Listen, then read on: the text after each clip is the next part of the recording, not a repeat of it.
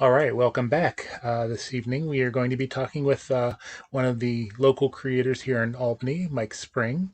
If you watched the video uh, where we prognosticated that the fact that the New York Comic Con was not going to happen this year, he was a guest on there, and he has launched a Kickstarter for one of his creator-owned books. So I thought it'd be great to bring him on. I've been talking with him for a while and been trying to get him on because I know he's big into going to conventions and big into original arts, and I didn't know that he was uh, writing his own comic. I know he does some podcasts which I'll have him talk about, but let's I'm going to stop babbling, so I'm going to just go ahead and bring him in and we can talk about it. Hey, how's it going, Mike? Good, Chad. How are you? Oh, feels like I don't know, April. I know time is very strange now. I've learned this month. Well, this is your second appearance on the being on this show, I guess if you want to call it a show. Sure. You were part of the panel, like I mentioned, about the New York Comic Con, because I know that you're a big con person. You go to the you've been going for a long time, and so you just seemed like one of the people who would be good for that panel. But that was then. Let's talk about your Kickstarter. But first, I think I probably asked you this before, but how did you get into comics? Do you remember the one that kind of hooked you? Yeah, I do actually. I think the one that I think I had picked up a couple of random comics off the racks as a really young kid here and there. But the one that I really credit with my love of comic books as it is now is actually Marvel's Transformers #3. I remember buying it at the flea market as a kid. It had Transformers and had Spider-Man in his black costume on the cover, and I was like, what is this? And it was a crossover issue, and that was during the time when Spider-Man actually had the Venom suit, the actual symbiote suit. Mhm. So here I'm reading about Transformers, and meanwhile Spider-Man's like changing his clothes like magically from clothes to costumes. The whole thing was amazing, and so of course that from that point on I collected the Transformers, and that was my first back issue hunt because I had to find issues 1 and 2 because even then I had to be a completist even though I was like 8 years old. And then I started reading Spider-Man, and not long after, at some point in the next couple of years, I would say, I read a Spider-Man story called The Death of Gene DeWolf, which remains one of my all-time favorite Spider-Man stories. And that pretty much cemented it. And I've been a Spider-Man fan ever since. I've been a comics fan ever since. I've been reading them ever since then. But Transformers 3 was the big one for me. Was there a particular one that kind of inspired you to want to write your own? You know, I don't know that there was a particular comic that inspired me to want to write. What actually really got me interested in writing fiction, I'll be honest. I've been writing nonfiction for years, like reviews. I've done technical writing professionally. I've written entertainment and pop culture reviews for 20 years. What made me interested in writing fiction, I've always had ideas, but I've never put them down because I always thought, I'm probably not good enough to do this. And then I read a popular YA novel, and I will not say which one it is, but it's not Hunger Games, it's not Twilight. Okay, but it's one that's fairly popular, not the biggest of the big, but pretty well known. And I thought it was terrible, honestly. And that's why I'm not naming names, because that's one of the worst written books I've ever read. But it sold millions of copies, and I thought to myself, if this guy can write a book this bad and sell millions of copies, I can write something at least as good as that. And that's what really got me started, which is kind of a weird way, I think, to get started. But that was the thought process. My whole life I've kind of wanted to write comics. But again, I always kind of thought like, I don't think I'd be good enough. I don't think I'd be creative enough. I don't know what I'd write about Spider-Man every month. And then at a certain point, it kind of dawned on me, I don't have to write Spider-Man. I can write my own story. And so I've been writing prose novels for a few years now, and I've published a couple of those, self-published, But I don't know, I finally had this idea. I'm very much a writer who, they say like you have to write every day if you want to be a writer. I'm not like that. And maybe that's bad. I don't know. But the way I write the most effectively is I get an idea in my head and I can't get rid of it. And once that happens to me, I know this is a story that needs to be written because if I don't write it, it just like keeps me up at night until I put it on paper. You know what I mean? Yeah. And that's where Red, White, and Broke came from. It was one of those ideas that popped in my head, and I could not get rid of it. And I finally just had to write it. And so now here we are. So, tell us a little bit about the. Give us a overview picture of red, white, and broke. I'll just quickly say I've always been interested in sort of the real world version of things. Like, what would superheroes be like in the real world? That's always been something I'm fascinated by. So the story of Red, White, and Broke is the superhero named Captain Stronghold, and there he is. And basically, he's broke. He can't keep a job because every time he gets to work, some emergency happens. He has to rush out. He's a very archetypal character, Superman, Captain America, that type of character, very moral, very driven to do the right thing. And so, he goes into work, he has to rush out 2 hours into a shift to save the world, and he comes back and he gets fired because in the real world, you can't just leave your job for no reason and keep it, right? They fire you for that. So he's worked like 32 jobs and he keeps getting fired, and now he's broke because being a superhero is expensive. So he goes on national television, he reveals his secret identity and announces that he's launching a Kickstarter, or a social media platform, funding site, which will be named something slightly different than Kickstarter. But he's funding a Kickstarter to fund his superheroics, right? I want to continue to save the world, but I can't afford it anymore. So if you guys pledge to support me, I'll keep being a superhero and saving the world. And so, and that's the basic gist of it. And so this first issue that the Kickstarter is for is really meant to be, I like to call it a superhero story that's not about superheroes, right? It's about the cost of being a superhero, both figurative and literal cost. How does he afford to pay his bills? Who pays for the costumes? Who makes the costumes?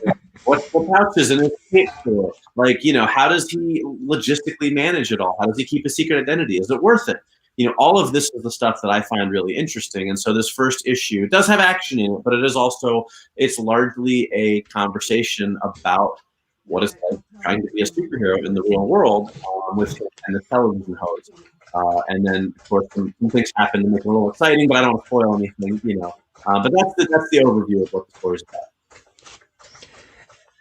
Well, you kind of also talked about what inspired it. So, like I said, I've always been interested in the sort of how would that work in the real world, And I watch movies, stuff like that. It's always like, okay, we've got ghosts and we've got monsters, and it's not. What would that be like if that happened right now in 21st century America or wherever it might be? You know, that's kind of where the idea came from. So who's the rest of the creative team with you, and how did you get them on board? How did you meet them? So this is actually, I think, interesting. I'm working with an artist named Dennis Chirona. He is Filipino, lives in the Philippines. He's a great guy, and he's a fantastic artist. I really looked into him, and I found him through Facebook. Believe it or not, I learned not that long ago. There are several groups dedicated to connecting writers and artists. You can post as an artist, you can post as a writer, and so I went through. I spent hours combing through looking for artists that. I'll tell you this, as an indie creator, I knew I was going to have to finance some of this myself. And there's a very fine line between artists whose artwork I like, but I can't afford, and artists whose art I can afford, but I don't think is all that polished, let's say. Right. And Dennis really was somebody who price range is affordable for me, but also who I thought had really great artwork.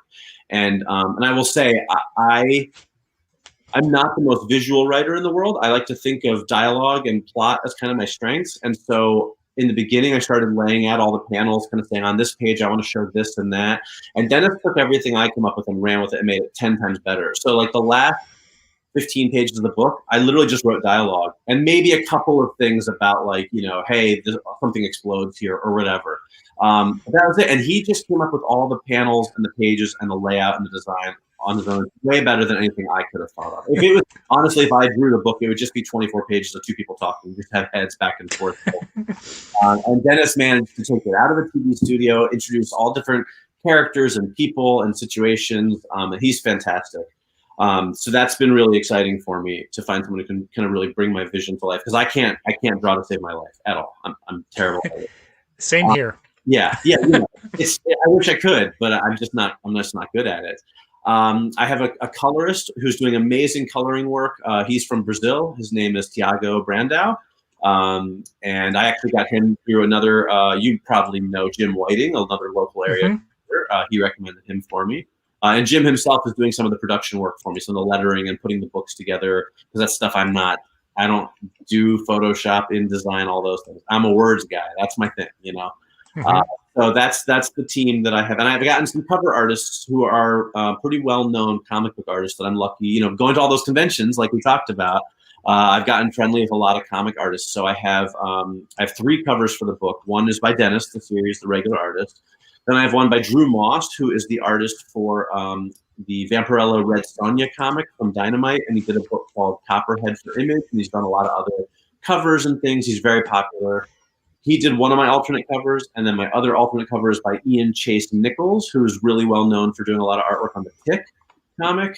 Does a lot of kind of more humorous, but also does some really good action stuff. So he did another cover for me as well. So I've got a pretty good team of people put together who are making my ideas look a lot better than they would. And I'm more than happy to give them credit for that, because they are all very, very visually talented, and I am not. So So, what is the status of the book? Is it done? Is it almost done? I'm happy to say is almost complete. I originally was going to just have Dennis do like about 5 pages of a sample for the Kickstarter, but you know, with quarantine and everything, we've had a little extra money to spend, and Dennis works at a pace that works well with me. So I've actually been paying him out of my own pocket to do the artwork. So the book is, I would say, like 80% complete at this point. It's fully written. It is penciled and inked, start to finish. Every single page in the book is drawn. And then I had Tiago do the colors for one of the covers and the first 4 pages of the story, or 4 pages I did for samples, not the first 4. And both covers are fully done. The alternate covers are fully done. So all that's left to do, and that's what the Kickstarter is for, is I have to finish coloring. I'm not finishing it. Coloring the remaining 20 pages of the book, then lettering and printing, and that's it. But it is pretty much, I could print it right now almost, as if I added letters in black and white. It is at that stage. In fact, I already have. I'm happy to say, I guess I'll announce it, if you will. I don't know how much of an announcement it is, but the next 5 pages of issue 2 are actually already done, written. Okay. So Dennis is already working on the second issue. My goal being to put out, you know, at least 2 issues a year. Hmm. More, I'd like to make it quarterly, but you know, that depends on a lot of things, you know, money and time Yeah. and stuff like that. Oh, only those? Yeah, just those. Just those. You know, just a couple of months. You know. So, are you envisioning it as a like an ongoing or like a mini series? I think right now my plan is a 4-issue miniseries. I kind of have that mapped out, and I get bored easily. I'm not gonna lie. I always have new ideas, and so not that I wouldn't love to do a monthly series of it, an ongoing, not monthly, I should say, an ongoing series with these characters. But I know at a certain point I'm gonna be like, okay, but now I have this idea, and I want to go do that, and I don't want to leave something hanging, you know. So my goal is, you know, do this as a mini series. I'm thinking 4 issues, collected into a trade paperback, you know, so I have something to kind of put on the bookshelves, stuff like that, and then try a different idea. But again, it depends. If this turns out to be something people really respond to, you know, and the Kickstarter community takes to it, and I do, you know, you see some of these comics where every issue they get more and more people, you know, joining in and pledging and reading. And if people are really liking it, I'm happy to keep doing it, and then just do other projects on the side. You know, Hmm. I also like to be sure that I'm, I've always, that's kind of like I was saying earlier, what would I write about Spider-Man every month? I don't know, but I could do a Spider-Man miniseries. You know, I Yeah. feel I've got these really good ideas that I think are kind of like bursts, you know, like, oh, what if we did this? But then it's like, where do I go from there? And you know, it's really at this point, it's the experience. I don't know. Maybe I would write a great comic that's ongoing. I haven't done it yet, because this is kind of Right. my foray into, you know, comics as opposed to prose. I did a 4-book series in my vampire series, and I had no problem continuing that, and I have plenty more ideas. So, you know, we'll see what the future holds, but that's my plan right now. Okay. Um, Now this obviously isn't your first Kickstarter. Right. Are there anything you're anticipating differently, or you've taken into account? I know we were talking before, and you've kind of delayed it because of you were supposed to launch earlier this year, and then Yeah. something a little pandemic happened. Little pandemic hit. I was about 2 weeks out from launching when we kind of everybody went into quarantine, and it was uncertain at the time. Like, is this the time to be asking people to give me their hard-earned money when it seemed like a lot of people were losing their jobs, a lot of people were concerned about the future. So I decided to put it on hold for a while, and it seems like now it seems like things are obviously I think kind of settling down a little bit. It seems like Kickstarter's been really healthy. I think people are looking for entertainment, especially because there's less entertainment options out there. A lot of movie theaters are closed, stuff like that. So I held off for a while, but I wanted to get it in before the holidays because I know that people's money gets tighter on the holidays, and I didn't want to push it off till next year because I've already been working on it for about a year. I'd say from start to finish so far. So I thought, now seems like a good time. I've seen a lot of Kickstarters doing really well recently, and I think it's a good time that I'm not, I don't feel bad about where people are at. If people can afford to pledge, great, and if they can't, no worries at all. I understand there's a lot going on right now. But yeah, I did run a Kickstarter once before successfully for it was for an audiobook version of my first vampire novel. And it went pretty well. I definitely have learned some things since then. I'm putting more of a focus on the marketing this time, getting more people involved. I definitely have more products to offer. With the audiobook, it was basically, I got a CD and I got a digital copy. That's all. With this, we're doing 3 different covers because people really like the alternate covers. With 3 different, very very different types of artists. We're doing art prints. I actually have some original artwork rewards. I know I'm a big fan of that because I'm an art collector, so I wanted to offer that for some of my pledgers as well. So we have like 10 original pages of artwork from the book. We've got a handful of sketches from both Ian Nichols and Drew Moss, my cover artists. And then Drew himself actually donated a Vampirella Red Sonja page, which I only have the one of, so it's a little bit of a pricey item, but I think that some artwork fan out there will be very happy to snatch it up. It has both characters on it, so yeah, definitely looking to expand my offerings and really for the 30 days we're running the campaign now. Really, this is going to be my main focus. So I think it's going well. I would like to say. Excuse me. That's okay. I was looking at the Kickstarter page, and I noticed that you have a wide variety of rewards tiers. It looks like there's something for everybody depending on what they want. You want to talk a little? I mean, you kind of mentioned it, but is there anything? It looks like they range from the $5 digital all the way down to $40 or so. Yeah. I mean, that was definitely a deliberate decision. I'm a big fan of cheaper rewards, cheaper by price. I mean, not like cheaper quality. A lot of people want to read a comic and they don't want to pay through the nose. I support a lot of Kickstarters. I was shocked when I saw my number. I was looking at my Kickstarter. I think I've backed 262 Kickstarters in the past, I don't know, 7 or 8 years, which is a lot. One of the things that I've noticed as a trend a little bit lately is, and I'm not knocking any other creators because I see them doing very well with it, but sometimes people offering like, a 24-page standard comic for, it's like $18 after shipping. I'm like, that is a lot of money for a single comic. I can't get behind that. It's not for me as far as what I'm offering. So I wanted to start it low. The number 1 issue, $6 for a physical copy. And that's just because I've got to cover, as an independent creator, I've got to cover the costs.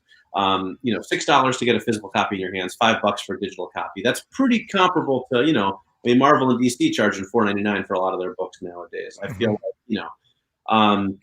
but I do know also there's a lot of people out there who really like the bells and whistles, the goodies, the limited stuff, So like we have, I kind of a late addition right before we launched was to add 2 ultra limited covers. They're black and white. They're what they call virgin, right? So there's no logo or anything. It's just artwork in black and white. They look beautiful. They're limited to only 20 copies each. That's all I'm printing. Like there will never be more than that, right? And they're $40 a pop. And now that's expensive. But that's for those collectors. That's right. Not what I'm expecting, average Joe reader to buy. That's for those people who are like, hey, I want something really rare and collectible. So I did try to really have a nice range for every price, every budget, if you will. So, is there anything else before we kind of move on, but that you wanted to mention about the Kickstarter? Did Um, I think I tried to cover everything. you got a lot. You hit all the main points I wanted to talk about. No, I guess the main thing I would just want people to know is that, one, like I said, the book is mostly done, so it's not going to be one of these projects where you're waiting for 3 years to get it.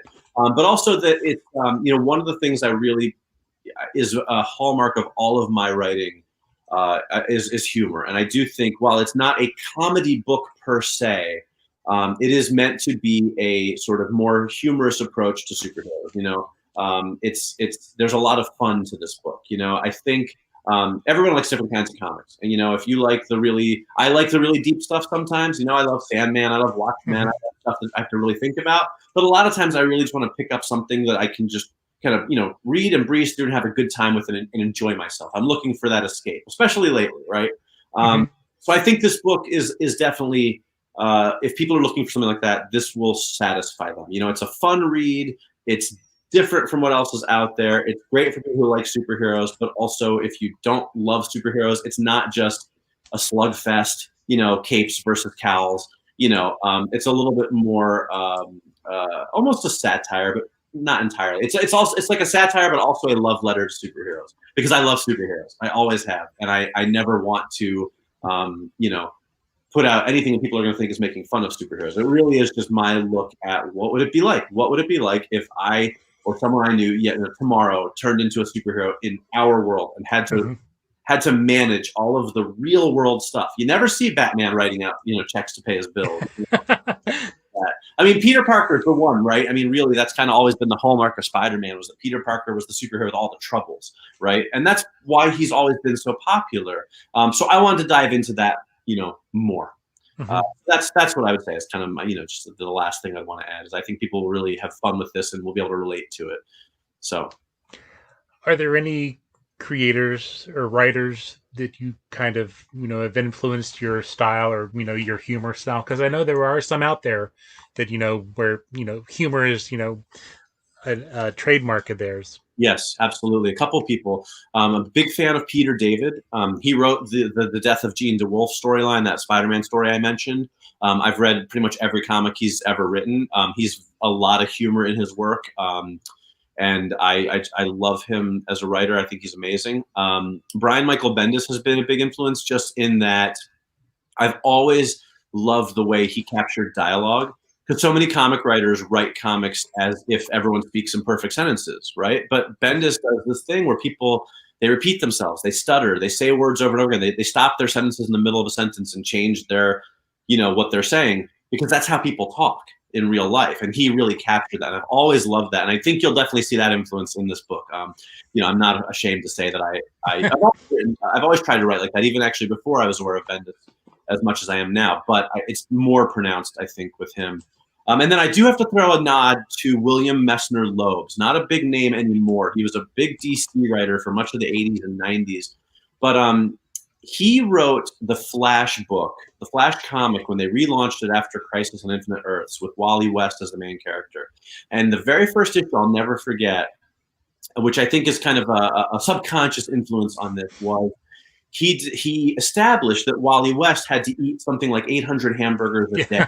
Right? Because he burns all these, his metabolism is so fast of being the Flash. He has to constantly be eating to keep himself having enough, protein or energy, whatever, to burn that much energy. And I always thought that was brilliant. Like, that's because, again, that real world sort of thing appeals to me. What would this really be like? And so I do throw a little nod to that into my book, where I do discuss his eating habits. And that's definitely my tribute to William S. Loeb doing that with the Flash. So, some of the guys. If I remember those early issues of the Flash, Wally at one time was having money troubles and stuff like that. Trouble with the.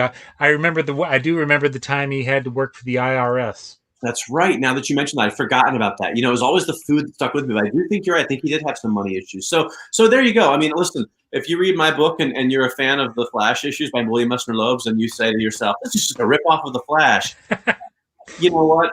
Mea culpa. I'll take it. At least I'm ripping off a great book. You know? But I do think it's different in tone. But yeah, you're right. There is some. So definitely, I think that stuck with me. There's some subconscious tribute to that going on.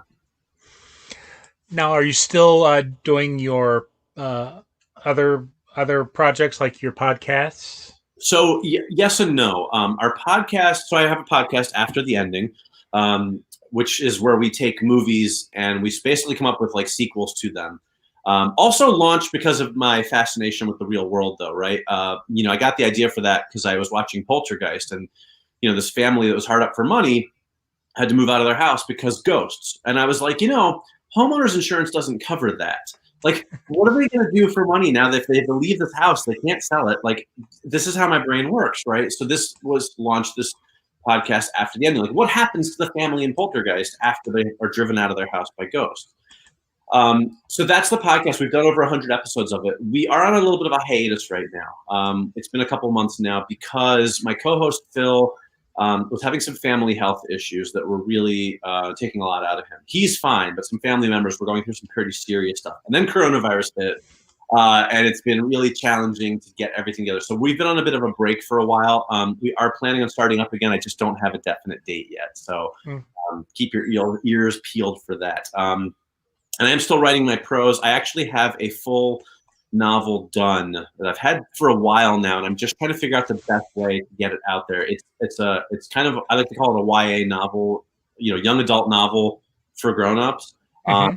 It is sort of in this YA mode. It's kind of an adventure story, kind of a science fiction, adventure, romance, a little bit of everything. I'm really, really proud of it, and I want to do something big with it because I think it's got the potential for people to really fall in love with it. So I'm sitting on it a little bit until I can figure out how to get it to the biggest audience possible. So once I figure that out, I'll let you know, and we'll have another one of these chats. Sounds good. So are you currently reading anything that you would recommend? Yeah, let me think. I'm reading It can be anything.